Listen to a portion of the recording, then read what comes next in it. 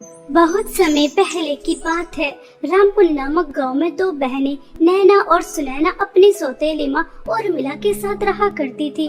क्योंकि कुछ समय पहले नैना और सुनैना की माँ की मृत्यु हो जाती है, इसलिए नैना और सुनैना के पिता किशोर दास उर्मिला से दूसरी शादी कर लेते हैं। जब तक किशोर दास जिंदा रहे तब तक तो उर्मिला ने नैना और सुनैना को बिल्कुल माँ जैसा ही प्यार दिया, लेकिन जैसे ही उनकी मृत्यु हो जाती है वह अपने असली रूप में आ जाती है। उर्मिला ने घर की सारी नौकरानियों को घर से बाहर निकाल दिया था और दोनों बहनों को घर की नौकरानी बना दिया था। उनसे घर का सारा काम करवाती और जो उसकी अपनी सगी बेटी थी काजल, उसे वह शहजादी बनाकर रखती। दोनों माँ बेटी पूरे दिन शॉपिंग करती, अच्छे अच्छे रेस्टोरेंट में खाना खाती, बहुत एंजॉय करती और वहीं दूसरी तरफ बेचारी दोनों बहनें घर का सारा काम करती रहती और उन्हें खाने के लिए मिलती सूखी बची कुची रोटी। ऐसे ही समय बीत रहा था। एक दिन काजल अपनी माँ से कहती है, मम्मी मम्मी मुझे येलो कलर की ब्रांडेड साड़ी चाहिए। आपको पता है विनीता आंटी की बेटी सुमन का बर्थडे आने वाला है और सुमन कह रही थी कि सबको येलो और व्हाइट साड़ी पहन कर आनी है। उसने येलो और व्हाइट साड़ी की थीम रखी है, इसलिए मुझे तो सबसे ब्रांडेड और अच्छी वाली साड़ी चाहिए। मैं नहीं चाहती कि सुमन के बर्थडे पार्टी में मुझसे अच्छा कोई और लगे, सबसे सुंदर मुझे ही लगना है। मैं नहीं चाहती कि कोई मेरे सामने टिक भी पाए। क्यों नहीं मेरी शहजादी बिटिया, मैं तुम्हें सबसे महंगे और अच्छे ब्रांडेड साड़ी दिलवाऊंगी। मेरी बेटी ही सबसे ज्यादा सुंदर लगेगी। कुछ समय बाद उर्मिला और काजल साड़ी लेने के लिए मार्केट जा रही थी। तभी सुनैना अपनी सौतेली माँ से कहती है, माँ आप और काजल दीदी शॉपिंग करने जा रही हैं। नैना और मेरे सभी कपड़े बहुत पुराने और फट चुके हैं। आप हम दोनों बहनों के लिए भी सस्ते से कपड़े लेकर आ जाना। वैसे तो विनीता आंटी की बेटी के बर्थडे पार्टी में सभी को येलो और व्हाइट कलर की साड़ी पहनकर जानी है। अगर हो सके तो हम दोनों बहनों के लिए भी एक एक साड़ी लेकर आ जाना, क्योंकि विनीता आंटी कह रही थी कि हम दोनों बहनों को भी आना है, क्योंकि वह माँ की बहुत अच्छी सहेली थी। हाँ, विनीता बहन की बेटी के बर्थडे पार्टी में सभी को येलो और व्हाइट कलर की साड़ी पहननी है, लेकिन वहाँ तुम दोनों मनहूस नहीं जाओगी, क्योंकि विनीता तुम्हारी माँ की सहेली थी। अब नहीं, क्योंकि तुम्हारी माँ मर चुकी है। अब विनीता मेरी सहेली है, इसलिए मैं मेरी बेटी को वहाँ लेकर जाऊंगी। तुम जैसी मनहूस और नौकरानियों को नहीं। घर में कितना सारा काम है, उसे खत्म करो। मैं बस मेरी बेटी के लिए साड़ी लेकर आऊंगी, तुम दोनों मनहूस बहनों के लिए नहीं। जैसे हैं फटे पुराने उन्हें पहनकर अपना गुजारा करो। आए बड़ी महारानी नए कपड़े पहनने वाली। जब तक हम दोनों शॉपिंग करके वापस आते हैं घर का सारा काम हो जाना चाहिए। चल बेटा, देर हो रही है। ऐसा कहकर उर्मिला काजल को शॉपिंग कराने ले जाती है। बेचारी सुनैना अपना काम करने लग जाती है। तभी नैना सुनैना से कहती है, दीदी दीदी पिताजी ने तो दूसरी शादी इसलिए की थी ताकि हम दोनों बहनों को माँ मिल जाए, हमें ममता की कमी कभी महसूस ना हो। लेकिन पिताजी तो हमारे लिए एक ऐसी सौतेली माँ छोड़कर चले गए जो इंसान के रूप में डायन है। पिताजी तो इस दुनिया से चले गए, लेकिन हमारी जिंदगी जीते जी नर्क बन गई। हमारी सौतेली माँ हमारे पर कितना अत्याचार करती है। हमें खाने के लिए सिर्फ एक ही समय देती है, और वो भी बचा कुचा, और अपनी बेटी के फटे पुराने कपड़े अब तो वो भी घिसकर फट चुके हैं। हमसे कितना काम कराती है। अगर पिताजी की आखिरी ख्वाहिश नहीं होती तो हम यहाँ कभी नहीं रहते। हाँ मेरी प्यारी बहन, कह तो तुम बिल्कुल ठीक रही हो, मगर हम कर भी क्या सकते हैं। अब तो रूखा सूखा खाकर फटे पुराने कपड़े पहनकर ही गुजारा करना पड़ेगा। हम तो विनीता आंटी की बेटी के जन्मदिन पार्टी में भी नहीं जा सकते। पड़ोस की सभी लड़कियां जा रही हैं येलो और व्हाइट कलर की साड़ियाँ पहनकर। हाँ दीदी, मुझे काव्या ने बताया, मेरा भी बहुत मन था साड़ी पहनकर जाने का, मगर हम जा ही नहीं सकते। ऐसा कहकर दोनों बहनें रोने लगती हैं। शाम हो जाने के बाद उर्मिला और काजल बहुत सारी शॉपिंग करके लेकर आती हैं। बहुत ही सुंदर सुंदर दो साड़ियाँ भी लेकर आती हैं। तभी काजल नैना और सुनैना से कहती है, देखो देखो मेरी कितनी ज्यादा सुंदर साड़ियाँ हैं। ऐसी साड़ियाँ तो तुमने कभी सपने में भी नहीं देखी होंगी। जब मैं सुमन के बर्थडे पार्टी में इस साड़ी को पहन कर जाऊंगी तो बस सबकी आंखें मुझे ही देखती रह जाएंगी। सुनैना की बच्ची अब तो यहाँ खड़ी होकर हमारी शॉपिंग ही देखती रहेगी, ये नहीं कि हमारे लिए कुछ चाय पानी लेकर आ जाए। और छोटी नौकरानी तो सुन, मेरी साड़ी पर सिलवटें आ रही हैं, चल अच्छी तरह से इस पे इस्त्री कर। चलो चलो यहाँ से जल्दी निकलो, और अभी तो मुझे मैनिक्योर पेडिक्योर भी करवाना है। बेचारी सुनैना चाय बनाने चली जाती है और नैना काजल की साड़ी पर इस्त्री करने। नैना का ध्यान बस सुमन के बर्थडे पार्टी पर ही लगा था, जिस वजह से उसका ध्यान इस्त्री पर नहीं रहता और काजल की साड़ी जल जाती है। साड़ी जलते हुए उर्मिला देख लेती है, तभी वह बेचारी नैना की बहुत पिटाई करती है और उसके बाद इस्त्री उठाती है और उसका हाथ जला देती है। इसके बाद भी उसका पेट नहीं भरता तो उसके बाल पकड़कर खींचती है और कहती है, क्यों मनहूस, तूने जानबूझकर मेरी बेटी की साड़ी जलाई है ना, ताकि वह बर्थडे पार्टी में ना जा सके, क्योंकि मैं तुम दोनों मनहूस बहनों को वहाँ नहीं लेकर जा रही। मेरी बेटी की खुशियों से जलती हो।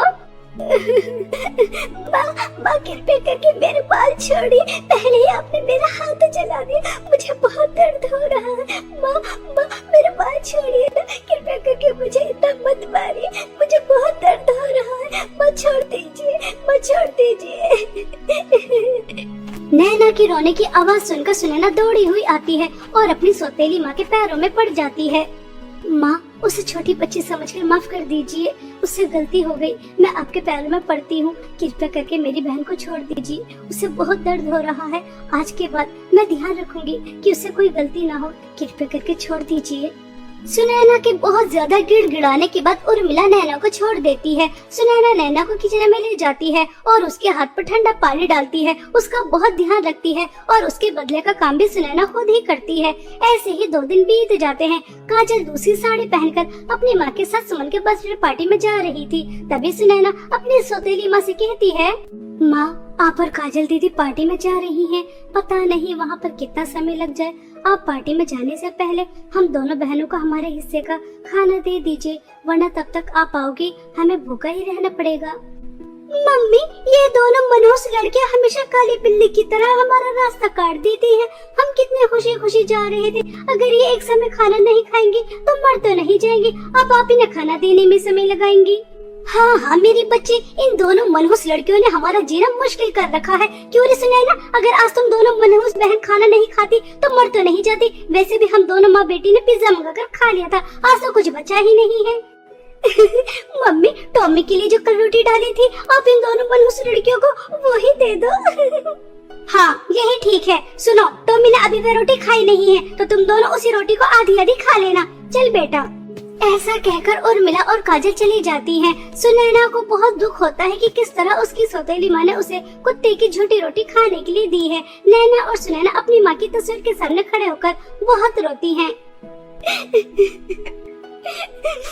माँ, आप देख रही हैं, हमारी सौतेली माँ हम दोनों बहनों के ऊपर कितना जुल्म अत्याचार कर रही है, हमसे घर का सारा काम कराती है। आज तो उन्होंने हद ही पार कर दी, उन्होंने हमें टॉमी की छोटी रोटी खाने के लिए दी है। हम छोटी रोटी कैसे खा सकते हैं? हमारी सौतेली माँ काजल दीदी बर्थडे पार्टी में गए हैं, सब वहाँ पर कितना एंजॉय कर रहे होंगे, अलग अलग तरह का स्वादिष्ट पकवान खा रहे होंगे, केक खा रहे होंगे, और यहाँ हम दोनों बहनों को झूठी रोटी। हम दोनों बहनों की किस्मत कितनी खराब है। ऐसा कहकर सुनैना और नैना अपनी माँ की तस्वीर के सामने खड़े होकर बहुत रो रही थी। तभी सुनैना और नैना की माँ की तस्वीर से आवाज आती है, मेरी प्यारी बच्चियों, इस तरह से रो मत, मुझसे तुम्हारा रोना देखा नहीं जा रहा। मैं जानती हूँ उर्मिला और काजल तुम्हारे ऊपर कितना जुल्म और अत्याचार कर रही हैं, मगर मेरी बच्चियों, तुम्हें उदास होने की जरूरत नहीं है। तुम भी सुमन के बर्थडे पार्टी में जरूर जाओगी, येलो और व्हाइट साड़ी पहनकर। बेटा, यहाँ से कुछ दूर चलने के बाद तुम्हें एक जंगल दिखाई देगा। उस घने जंगल में जादुई सोने और चांदी की साड़ियों का कुआं है। वह कुआं तुम्हारी मदद जरूर करेगा और तुम वहाँ से जादुई सोने और चांदी की साड़ियाँ पहनकर बर्थडे में जाना, ठीक है? माँ आखिर माँ ही होती है, माँ ही अपने बच्चों के दुख दर्द समझ सकती है, वरना दुनिया में और कोई नहीं आपके दुख दर्द समझ सकता। माँ, हम दोनों बहनें अभी जादुई सोने और चांदी की साड़ियाँ लेने कुएं के पास जाएंगी।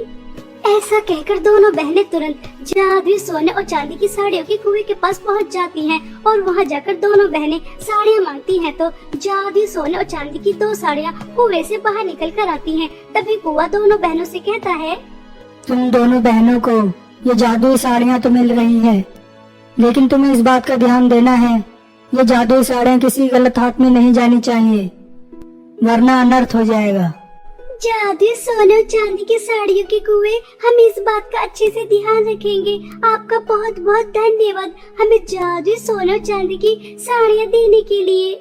ऐसा कहकर दोनों बहनें जैसे ही जादू सोने और चांदी की साड़ियाँ पहनती हैं तो दोनों बहनें बहुत ही ज्यादा सुंदर हो जाती हैं, बिल्कुल राजकुमारियों की तरह। और दोनों बहनें जादुई साड़ियाँ पहनकर उड़ते हुए सुमन के बर्थडे पार्टी में चली जाती हैं। दोनों बहनों से किसी की भी नजर हट ही नहीं रही थी और वह किसी की पहचान में भी नहीं आ रही थी। दोनों बहनें वहाँ जाकर बहुत ज्यादा एंजॉय करती हैं और समय रहते घर भी आ जाती हैं। घर आने के बाद काजल अपनी माँ से कहती है, मम्मी पता नहीं वह दोनों लड़कियां कहां से आई थी। मैंने इतनी महंगी और ब्रांडेड साड़ी पहनी थी ताकि मैं अपने फ्रेंडों को दिखा सकूं कि मुझसे ज्यादा अच्छी साड़ी कोई और नहीं पहन सकता, लेकिन उन दोनों मनहूस लड़कियों ने तो मेरी सारी मेहनत और पानी ही फेर दिया। काजल बेटा, वह दोनों साड़ियाँ कितनी ज्यादा चमक रही थी, ऐसा लग रहा था जैसे सोने और चांदी की हो। और वह दोनों बहनें बिल्कुल ऐसे लग रही थी जैसे किसी राज्य की राजकुमारियां हो। मम्मी मुझे कुछ नहीं पता, मुझे तो बिल्कुल वैसी ही साड़ियाँ चाहिए जैसे उन दोनों लड़कियों ने पहन रखी थी। मुझे कुछ नहीं पता, कहीं से भी लेकर आइए, लेकिन मुझे वह साड़ियाँ चाहिए। उर्मिला और काजल की यह सारी बातें नैना और सुनैना सुन रही थी और दोनों बहुत हंसती हैं। तभी नैना सुनैना से कहती है, दीदी दीदी, दोनों बेवकूफों को पता ही नहीं है वह राजकुमारी जैसी दिखने वाली लड़कियां कोई और नहीं बल्कि हम दोनों ही हैं। बहुत मजा आ रहा है इन दोनों को इतना परेशान देखते हुए। नैना, बहुत मजा आ रहा है इन दोनों को परेशान देखते हुए, लेकिन गलती से भी इस बात का इन दोनों को पता नहीं चलना चाहिए कि हमारे पास जादू सोने और चांदी की साड़ियाँ हैं। अगर इन दोनों के हाथ वह साड़ियाँ लग गई तो तुम्हें पता है ना क्या हो जाएगा। जादू सोने और चांदी के साड़ियों के कुएं ने क्या कहा था कि जो भी लालची इंसान इन्हें लेगा उसके साथ बहुत बुरा हो जाएगा, इसलिए ध्यान रहे, ठीक है। ऐसे ही समय बीत रहा था। अब दोनों बहनें जादू सोने और चांदी की साड़ियों की मदद से अपनी सौतेली माँ और सौतेली बहन के अत्याचार से बच रही थी। एक दिन नैना और सुनैना जादुई साड़ियों से अपने लिए खाना मांग रही थी। तभी काजल देख लेती है और उसे पता चल जाता है कि उस दिन सुमन के बर्थडे पार्टी में वह राजकुमारी जैसी दिखने वाली लड़कियाँ और कोई नहीं बल्कि नैना और सुनैना ही है। तभी वह ये सारी बात अपनी माँ को जाकर बता देती है। तभी उर्मिला कहती है, अच्छा तो उन दोनों मनहूस बहनों ने हमसे इतनी बड़ी बात छुपाई, तो चिंता मत कर, रात हो जाने के बाद मैं वह जादू सोने और चांदी की साड़ियाँ चुरा कर लेकर आ जाऊंगी और उसके बाद हम उस जादू सोने और चांदी की साड़ी से बहुत सारी धन दौलत लेकर अमीर हो जाएंगे और उन दोनों मनहूस बहनों को हमेशा हमेशा के लिए अपने रास्ते से हटा देंगे, ठीक है बेटा। ऐसा सोचकर रात हो जाने के बाद दोनों माँ बेटी नैना और सुनैना के रूम में जाती हैं और वह साड़ियाँ चुरा कर लेकर आ जाती हैं। और जैसे ही वह जादू सोने और चांदी की साड़ियों से धन दौलत मांगती हैं तो उससे बहुत सारे सांप और बिच्छू निकल कर आते हैं और दोनों माँ बेटी को तुरंत ही डस लेते हैं। दोनों माँ बेटी के उनके लालच और बुरे स्वभाव की सजा बहुत अच्छी तरह मिल जाती है। और वहीं दूसरी तरफ नैना और सुनैना जादू सोने और चांदी की साड़ी की मदद से अपने साथ साथ गाँव के गरीब और अनाथ लोगों की भी बहुत मदद करती हैं। बहुत समय पहले की बात है। रामपुर नामक गांव में दो बहनें संध्या और काजल अपने माता पिता के साथ रहती थी। संध्या बहुत ही ज्यादा सुंदर थी, उसकी सुंदरता में कोई कमी नहीं थी। रंग दूध की तरह सफेद, बाल लंबे घने काले रेशम जैसे, आंखें बड़ी बड़ी नीली नीली, जो एक बार देखे वह संध्या की तारीफ किए बिना रह न पाए। इसी वजह से संध्या अपनी सुंदरता पर बहुत ही ज्यादा घमंड करती थी। और वहीं दूसरी तरफ काजल वह संध्या की तरह सुंदर नहीं थी, उसका रंग सांवला था, चेहरे पर निशान भी थे और बाल भी ज्यादा सुंदर नहीं थे, जिस वजह से बेचारी का आत्मविश्वास हमेशा कम रहता था और सोने पर सुहागा संध्या उसे हमेशा खरी खोटी सुनाती रहती, अपने साथ कहीं नहीं लेकर जाती, जिस वजह से काजल और भी ज्यादा दुखी रहती थी। बाहर तो उसे दुत्कारा ही जाता था, घर में बहन भी उसे पसंद नहीं करती थी। ऐसे ही समय बीत रहा था। काजल संध्या से बड़ी थी, इसलिए कमला पहले अपनी बड़ी बेटी की शादी करवाना चाहती थी, लेकिन जो भी कोई काजल को देखने आता उसका रंग रूप देखकर मना कर देता और संध्या के लिए रिश्ता मांग लेता, जिस वजह से काजल के माता पिता और भी ज्यादा परेशान रहने लगते थे। ऐसे ही एक दिन कमला अपनी दोनों बेटियों के साथ शॉपिंग करने जाती है। तभी कमला को उसकी दूर की रिश्तेदार मिलती है, जिसे देखकर कमला कहती है, अरे सुरेखा बहन, अच्छा हुआ कि तुम मुझे मॉल में ही मिल गई। मैं तुम्हें फोन ही करने वाली थी। आप अपने नंद की बेटी का रिश्ता बता रही थी ना, तो आप काजल के लिए बात चलाइए ना। देखो कमला बहन, मैं अपने नंद के बेटे के लिए काजल के लिए बात तो चला नहीं सकती। वह कहाँ इतना हैंडसम बिजनेसमैन और कहाँ आपकी बेटी काली कलूटी बदसूरत। कोई क्यों आपकी बेटी काजल को अपने घर की बहू बनाएगा? जो भी इसे लेकर जाएगा अपनी नसीब ही फोड़ेगा, अपने घर में अंधेरा ही करेगा। सबको तो संध्या बेटी जैसी बहू चाहिए। देखो तो कितनी ज्यादा सुंदर है। अगर कहो तो मैं संध्या के लिए तो बात चला सकती हूँ, बहुत अमीर है। आपकी बेटी ऐश करेगी, ऐश। नहीं नहीं सुरेखा बहन, संध्या काजल से छोटी है और जब तक काजल के लिए अच्छा वर नहीं मिल जाता तब तक मैं संध्या के बारे में सोच भी नहीं सकती। पहले मैं मेरी बड़ी बेटी की शादी करना चाहती हूँ। और यही क्या तुम रंग रूप की बात कर रही हो? मेरी काजल बेटी बहुत अच्छी है, सबका बहुत ख्याल रखती है। और देखना एक दिन मेरी बेटी के लिए बहुत अच्छे घराने से रिश्ता आएगा। अच्छा सुरेखा बहन, अब हम चलते हैं। ऐसा कहकर कमला अपनी दोनों बेटियों के साथ वहाँ से जाने लगती है। संध्या और काजल यह सारी बातें सुन रही थी। संध्या काजल की इस तरह से इंसल्ट होते देख बहुत खुश होती है और तभी हंसते हुए काजल से कहती है, देख काली कलूटी, तेरे लिए तो एक भी रिश्ता नहीं आता और मेरे लिए रिश्तों की लाइन लगी हुई है। अब देख रहे मेरी सुंदरता की वजह से तुझसे पहले मेरी शादी हो जाएगी और तेरी काली कलूटी शक्ल बदसूरती की वजह से बेचारे की कहीं शादी नहीं होगी। रहना हमेशा मम्मी पापा की सेवा करते हुए। हर जगह मेरी तारीफ, मेरे चर्चे और तेरी हर जगह थू थू थू। संध्या, तुम मुझसे छोटी हो, मैं तुम्हारी बड़ी बहन हूँ। कम से कम तुम तो मेरी थोड़ी सी इज्जत कर लिया करो।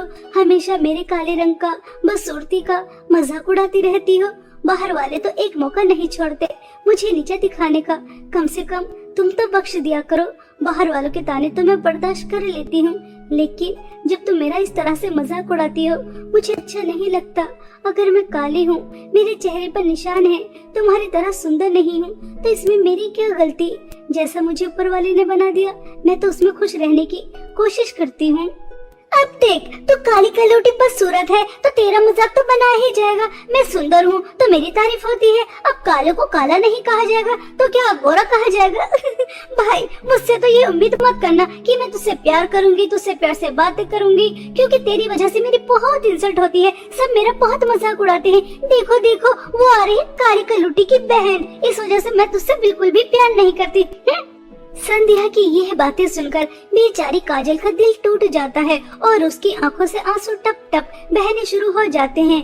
ऐसे ही 2 दिन बीत जाते हैं। तभी संध्या अपनी माँ से कहती है, मम्मी, सुरेखा आंटी ने जो रिश्ता बताया आप उसके बारे में सोच नहीं रही। वह बता रही थी अमित बहुत ज्यादा अमीर है, आप उससे मेरी शादी की बात चलाइए ना। मैं तो बहुत खुश हूँ। शॉपिंग करने के लिए मिलेगी सुंदर सुंदर लहंगे, ड्रेस, सैंडल, मेकअप, न जाने क्या क्या। मैं बहुत ज्यादा एक्साइटेड हूँ। नहीं नहीं संध्या बेटा, काजल से पहले मैं तुम्हारी शादी नहीं करूंगी। वह तुम्हारी बड़ी बहन है। अगर काजल से पहले तुम्हारी शादी करूंगी तो लोग क्या कहेंगे? बड़ी बेटी घर में बैठी है और छोटी बेटी की शादी कर दी। पहले ही काजल के रिश्ते नहीं आ रहे और तुम्हारी शादी के बाद और नहीं आएंगे, इसलिए पहले काजल की शादी, उसके बाद तुम्हारी। ठीक है बेटा?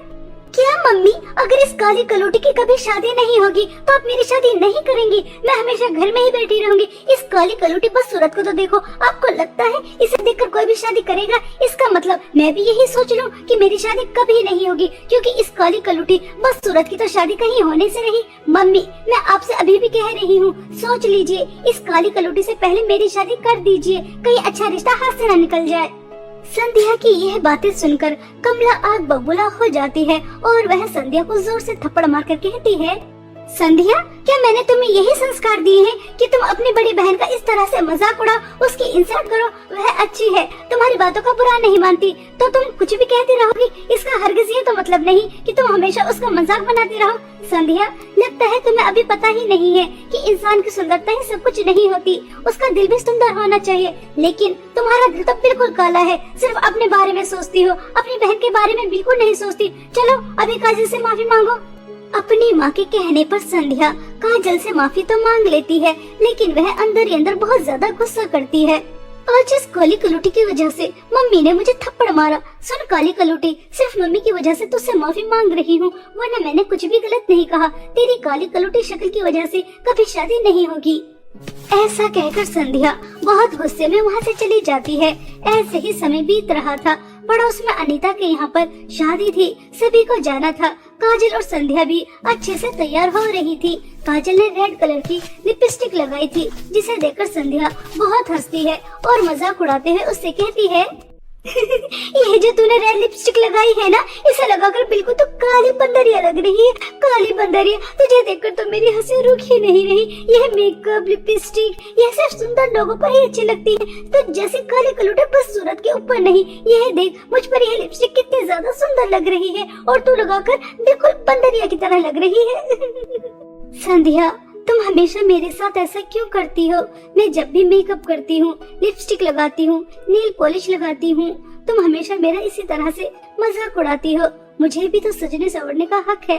अगर मैं काली हूँ तो क्या मैं लिपस्टिक नहीं लगा सकती, मेकअप ना करूँ? मेरा दिल भी चाहता है कि मैं भी तुम्हारी तरह मेकअप करूँ, सुंदर लगूं, लेकिन तुम हमेशा मेरा आत्मविश्वास कम कर देती हो। अगर तुम कहती हो कि लिपस्टिक मुझ पर अच्छी नहीं लग रही तो ठीक है, मैं नहीं लगाती। ऐसा कहकर बेचारी काजल वह लिपस्टिक चटा देती है। संध्या फिर बेचारी काजल का आत्मविश्वास को ठेस पहुंचाती है, उसको याद दिलाती है कि वह काली है, उसे हक नहीं है अच्छे दिखने का। दोनों बहनें अपनी माँ के साथ शादी में चली जाती हैं और शादी में भी बेचारी काजल का बहुत ज्यादा मजाक उड़ाया जाता है। संध्या की कुछ दोस्त मिलकर उसका बहुत मजाक उड़ाती हैं। संध्या यार, ये काली कलूटी बदसूरत दिखने वाली क्या तुम्हारी सगी बहन है? कहीं से लगता नहीं है। तुम कहाँ परियों की तरह सुंदर और ये कहाँ कोयले से निकली काली कलूटी, काली कोयल, बंदरिया। वैसे संध्या, तुम्हें एक एडवाइस दूं, तुम अपनी इस काली कलूटी बहन से जरा दूर ही रहा करो, कहीं इसका काला साया तुम्हें भी अपने रंग में न रंग ले। वैसे संध्या, तेरे लिए तो रिश्तों की कोई कमी नहीं होगी, एक से बढ़कर एक होगा। तो तू कब कर रही है शादी, जरा हमें बता तो।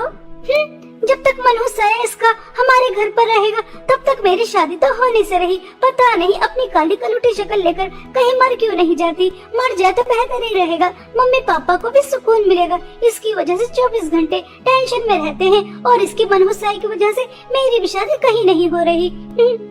इस तरह से संध्या अपने दोस्तों के साथ मिलकर काजल का मजाक उड़ा रही थी, उसे भला बुरा कह रही थी। यह सब सुनकर काजल से बर्दाश्त नहीं होता और वह शादी छोड़कर बाहर आ जाती है और बहुत ज्यादा फूट फूट कर रोती है। संध्या बिल्कुल सही कह रही है। मेरी वजह से मम्मी पापा कितने ज्यादा परेशान हैं, हमेशा दुखी रहते हैं कि उनकी बड़ी बेटी की कहीं शादी नहीं हो रही। हर कोई मेरा रंग देखकर मुझे रिजेक्ट करके चला जाता है और मेरी वजह से मम्मी पापा संध्या की भी शादी नहीं कर रहे। संध्या ने सही कहा, मुझे मर ही जाना चाहिए। मैं मर जाऊंगी तो सारी परेशानी दूर हो जाएंगी। ना मैं रहूंगी और ना ही मेरा वजूद और ना ही कोई मेरे रंग रूप का मजाक उड़ाएगा और ना ही मम्मी पापा टेंशन में आएंगे। संध्या भी खुश रहेगी। अगर मेरे मरने से सबको खुशी मिलती है तो इससे बेहतर क्या है, मुझे मर ही जाना चाहिए। यही ठीक रहेगा। ऐसा सोचकर काजल मरने का प्लान बना लेती है और वह चारों तरफ नजर दौड़ाती है तो उसे एक कुआं नजर आता है और वह वहां जाकर अपने माता पिता को, संध्या को याद कर कर बहुत रोती है और अपनी जिंदगी खत्म करने का फैसला ले लेती है। और जैसे ही कूदने वाली होती है तभी उसे नदी के अंदर एक हिरण डूबता हुआ नजर आता है। काजल मरने से पहले उस हिरण की जान बचाना चाहती थी और वह नदी में जाती है और उस हिरण को बचाकर ले आती है। तभी वह हिरण काजल से कहता है, तुम बहुत अच्छी हो, तुमने मेरी जान बचाई, लेकिन तुम इतनी दुखी क्यों हो? हिरण के इतना कहते ही काजल उसे अपनी आप बीती बताती है, जिसे सुनकर हिरण काजल से कहता है, अरे काजल, तुम्हें दुखी होने की क्या जरूरत है? मैं तुम्हें जादुई सोने और चांदी के लिपस्टिक के कुएं के बारे में बताता हूँ। यह सामने वाला कुआं है, तुम्हें नजर आ रहा है? यह जादुई सोने और चांदी के लिपस्टिक का कुआं है। तुम वहाँ जाकर खड़ी हो जाओ और अपनी आंखें बंद कर कर 3 बार ये कहना, ये जादुई सोने और चांदी के लिपस्टिक के कुएं, मुझे तुम्हारी जादुई लिपस्टिक की जरूरत है। हिरण की बातें सुनकर काजल खुश हो जाती है और वह जादुई सोने और चांदी की लिपस्टिक के कुएं के पास जाती है और वहां जाकर अपनी आंखें बंद करती है और जैसा कि हिरण ने कहा था वैसा ही करती है। तभी काजल के सामने जादुई सोने और चांदी की 2 लिपस्टिक आ जाती हैं। साथ में जादुई सोने और चांदी की लिपस्टिक के कुएं से आवाज भी आती है। काजल, तुम्हारे सामने जादुई सोने और चांदी की 2 लिपस्टिक है। अगर तुम जादुई सोने की लिपस्टिक लगाओगी तो तुम बहुत ही ज्यादा सुंदर हो जाओगी, इतनी सुंदर कि पूरी दुनिया में तुमसे ज्यादा सुंदर कोई और हो ही नहीं सकता। और अगर तुम जादुई चांदी की लिपस्टिक लगाओगी तो तुम्हें सुंदरता नहीं मिलेगी, बल्कि तुम मेरे कुएं के अंदर आ जाओगी और यहाँ पर लोगों को तुम्हारी सेवा की जरूरत है। मेरी दुनिया में एक सच्चे दिल और अच्छी लड़की की जरूरत है जो उन लोगों की सेवा कर कर उनकी जान बचा सकती है। अब तुम्हारे हाथ में है कि तुम्हें सुंदरता चाहिए या फिर अपनी सेवा से मेरी दुनिया के लोगों की जान बचाना चाहती हो। जादुई सोने चांदी के लिपस्टिक के कुएं, मुझे सुंदरता की बहुत ज्यादा जरूरत है। मेरे रंग रूप का सब बहुत मजाक उड़ाते हैं, इसलिए मैं अपने आप को खत्म करने यहाँ आई थी। लेकिन अब मैं ऐसा नहीं करूँगी। मैं आपकी दुनिया में आकर आपके लोगों की सेवा करूँगी। अगर मेरी वजह से लोगों की जिंदगी बच जाती है तो इससे अच्छी बात क्या हो सकती है। मैं जादुई चांदी की लिपस्टिक लगाकर आपकी दुनिया में आ रही हूँ। ऐसा कहकर काजल जादुई चांदी की लिपस्टिक लगा लेती है और जैसे ही काजल जादुई चांदी की लिपस्टिक लगाती है तो वह बहुत ही ज्यादा सुंदर हो जाती है। तभी कुएं से आवाज आती है, मैं तो बस तुम्हारी परीक्षा ले रहा था और तुम अपनी परीक्षा में पास हो चुकी हो। तुम बहुत अच्छी हो। अगर तुम चाहती तो जादुई सोने की लिपस्टिक चुन सकती थी जिसकी तुम्हें जरूरत भी थी, लेकिन तुमने लोगों की भलाई के बारे में सोचा। तुम्हारा दिल बहुत ज्यादा सुंदर है। जैसा तुम्हारा दिल वैसे ही जादुई चांदी की लिपस्टिक ने तुम्हें सुंदरता दी है। जाओ बेटा, खुश रहो। काजल कुएं की बातें सुनकर खुश हो जाती है और जादुई चांदी की लिपस्टिक लेकर घर आ जाती है। काजल को इतना ज्यादा सुंदर देखकर संध्या के होश उड़ जाते हैं। काजल अपनी माँ और संध्या को जादुई सोने और चांदी की लिपस्टिक के कुएं के बारे में बताती है, जिसे सुनकर कमला तो बहुत ज्यादा खुश हो जाती है और संध्या मन ही मन में सोचती है, ये काजल की बच्ची तो मुझसे भी ज्यादा सुंदर हो गई। अब तो चारों तरफ बस इसकी ही सुंदरता के चर्चे होंगे। जब ये काली कलूटी जादुई चांदी की लिपस्टिक लगाकर इतनी ज्यादा सुंदर हो सकती है, अगर मैं जादुई सोने और चांदी की लिपस्टिक के कुएं के पास जाऊं और जादुई सोने की लिपस्टिक लगाऊं तो न जाने में कितनी ज्यादा सुंदर हो जाऊंगी। हाँ, यही ठीक रहेगा। ऐसा सोचकर संध्या अगले दिन जादुई सोने और चांदी की लिपस्टिक के कुएं के पास जाती है और वहां जाकर ऐसा ही करती है जैसा कि काजल ने किया था।